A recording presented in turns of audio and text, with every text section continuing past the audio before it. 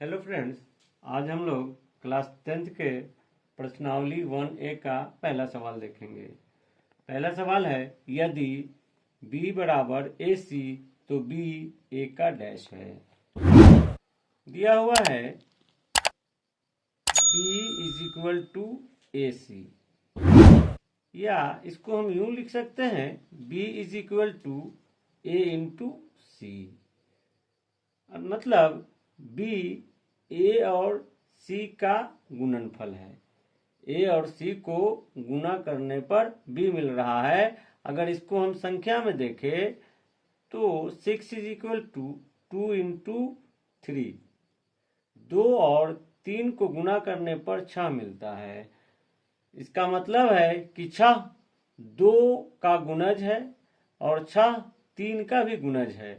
गुणज 2 और 3 को गुना करने पर गुणनफल 6 होता है, 6 गुणज होगा। यहाँ देखें ए और सी को गुना करने पर बी मिल रहा है, इसलिए बी ए का गुणज है।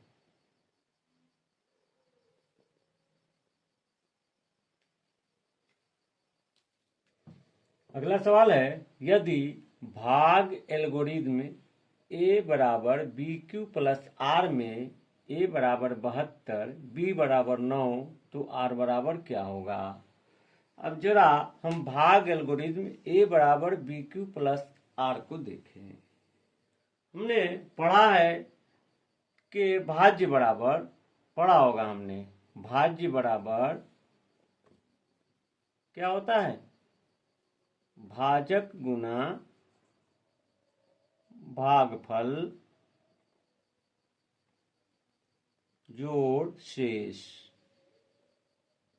ये हम लोग बचपन से पढ़ते आ रहे हैं कि भाज्य बराबर भाजक गुना भागफल जोड़ शेष, और यही हमारा भाग एल्गोरिथ्म है, जिसको हम a is equal to B Q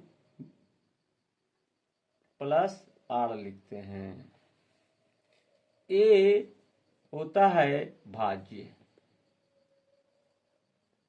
b को हम कहते हैं भाजक, q होता है हमारा भागफल, और r बराबर होता है शेष, या इसको हम शेषफल भी कहते हैं। इसी पे हमको बताना है कि a का मान दिया हुआ है, b का मान दिया हुआ है, तो r का मान क्या होगा। तो ये हमने आपको बताया कि भाग एल्गोरिथ्म जो भाग का जांच है, भाज्य बराबर भाजक गुने भागफल जोड़ शेष, वो भाग एल्गोरिथ्म है। अब हम इसको r का मान निकालेंगे कैसे, ये देखेंगे। अगर हम लिखें a is equal to B Q plus R से, या a का मान दिया हुआ है 72, a की जगह 72 लिख दिए। b का मान 9 दिया हुआ है, यहाँ 9 लिख दिए। q का मान हमें मालूम नहीं है, इसलिए यहाँ q ही रह गया, plus r।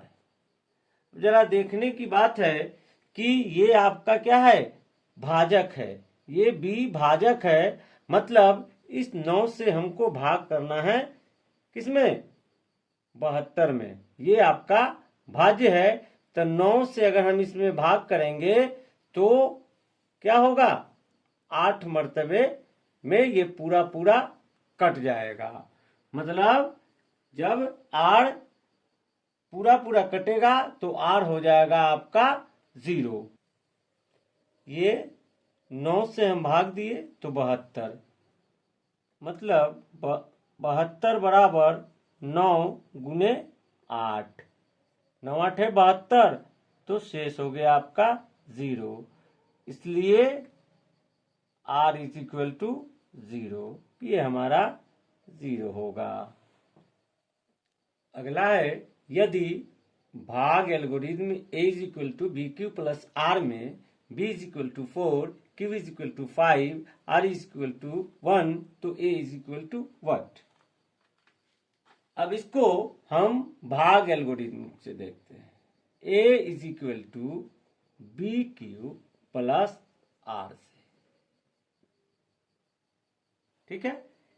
a is equal to B Q plus R से अब जहां जहां इसके मान है वहां इसके मान को हम रख देते हैं। a का मान मालूम नहीं, a लिख देंगे। b का वैल्यू 4 है, 4 लिख दिए। q का वैल्यू 5 है, इंटू 5 लिख दिए। प्लस r का वैल्यू 1 है, 1 लिख दिए। या a इज इक्वल टू गुना करेंगे, 4 बचे 20 जोड़ 1, सो a इज इक्वल टू हो जाएगा आपका 21। a इज इक्वल टू 21 हो जाएगा। अगला है, यदि भाग algorithm a is equal to B Q plus R में a is equal to 37, v is equal to 4, r is equal to 1, तो q is equal to what. फिर लिखेंगे a is equal to B Q plus R से। ये हमारा algorithm है और इस एल्गोरिथम का यूज करके ही हम इसमें से किसी का भी मान निकाल सकते हैं, ए का, बी का, क्यू का, आर का, किसी का भी। या वैल्यू सबको पुट करते हैं। Value A is equal to 37, A is equal to 37 is equal to B is equal to 4, B is equal to 4, Q is equal to what मालूम नहीं, into Q, plus R is equal to 1, 1। यहाँ के हमको equation solve करते हैं, उसी हिसाब से इसको करेंगे। 1 को इधर लाएंगे, ट्रांसफर करेंगे, प्लस है माइनस हो जाएगा, is equal to 4 into Q, 4q हो जाएगा। अब 37 माइनस 1 36 हो जाएगा, इज इक्वल टू 4q। और q is equal to 36 by 4, so q is equal to 4 9 36, 9 हो जाएगा। q का वैल्यू हमारे 9 हो जाएगा। करना कुछ नहीं है, सिर्फ मान को रखते हुए और हमको इक्वेशन सॉल्व करके जो वैल्यू ज्ञात करना है उस वैल्यू को हम आसानी से निकाल लेंगे। अगला है 92 is equal to 12 into 7 plus 8। 92 बराबर 12 गुने 7 जोड़ 8, तो मस 92 12 बराबर मस 12, खाली जगह बराबर फिर खाली जगह। इसको हमको इस दोनों रिक्त स्थान में भरना है। जरा देखे हमें जो दिया हुआ है इसी से, ये हमको दिया हुआ है, क्या दिया हुआ है, 92 बराबर 12 गुने 7 जोड़ 8।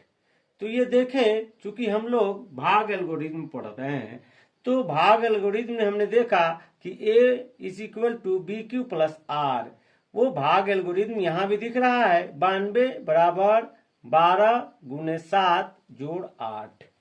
जरा यहाँ देखे, b हमने कहा था कि b आपका क्या होता है, भाजक होता है। तो जब हम भाग एल्गोरिथम में जाते हैं तो ये b हमारा भाजक फिर क्या हो जाता है, भाज्य हो जाता है। तो इसको हम लिख सकते हैं 12 इज इक्वल टू r, कितना है 8, 8 है तो 8 क्या करेंगे हम, ये हो जाएगा 8b गुना 1। अब हम 8 से जैसे ही भाग देंगे तो 8 इकाई 8 एक बार होगा, फिर बच जाएगा कितना 8 और 4 12 जोड़ 4। अगर इसको हम HCF में जाएंगे तो भी कर सकते हैं। उसके बाद फिर ये आपका b क्या हो जाएगा, 8 है तो b फिर यहाँ आपका a हो जाता है, ये 8 फिर आपका हो जाएगा भाज्य, और ये जो r है ये आपका हो जाएगा क्या, भाजक। तो ये हो गया 4। अब 4 से भाग देंगे, भाजक हो गया 4 दूना 8 गुना 2, तो 4 दूना 8 हो जाएगा आपका शेष r इज इक्वल टू 0। जब हम जानते हैं कि a बराबर बी क्यू प्लस आर में जब r इज इक्वल टू 0 तो मौसा क्या होता है, मौसा इज इक्वल टू होता है आपका b। a बराबर बी क्यू प्लस आर में जब r शून्य हो गया, यहाँ r शून्य हो गया तो मौसा आपका b होता है, मतलब ये हो जाएगा 4। मौसा क्या हो गया 4, किसका किसका, तो अब देखना है कि 92 12, ये 92 12 और फिर 12 12 और ये 8, मतलब यहाँ आपका 8 होगा और इन दोनों का मौसा क्या आ गया 4, इसलिए ये आपका 4 होगा। अगला है यदि 42 बराबर 35 गुना 1 जोड़ 7, 35 बराबर 7 गुने 5 जोड़ 0 तो मौसा 42 और 35 क्या होगा। ये देखना है कि हमको 42 बराबर 35 गुना 1 जोड़ 7 और 35 बराबर 7 गुने 5 जोड़ 0 और यहाँ 0 हो गया। अभी हमने पिछले सवाल में बताया कि जब r शून्य हो तो मौसा हमारा b होता है। यहाँ क्या है, b के जगह पर यहाँ 7 है, ये 7 b के जगह पर है। a is equal to B Q plus R, तो r हो गया 0 तो b के जगह पर 7, तो क्लियरली 42 और 35 का मौसा 7 होगा। इसमें कोई कंफ्यूजन हमें नहीं होना चाहिए, 7 होगा। अगर ये सीधा है, परेशानी हो तो इसको एक बार हम ऐसे लिखकर चेक कर सकते हैं। 35 गुना 1 जोड़ 7, फिर ये आपका 35 भाज्य हो गया। इसको हम करेंगे 7 गुना 5 जोड़ 0।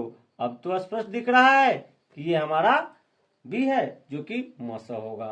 मौसा इज इक्वल टू 7। आज के लिए इतना ही, फिर इसके आगे के सवाल को हम अगले वीडियो में देखेंगे। थैंक्स।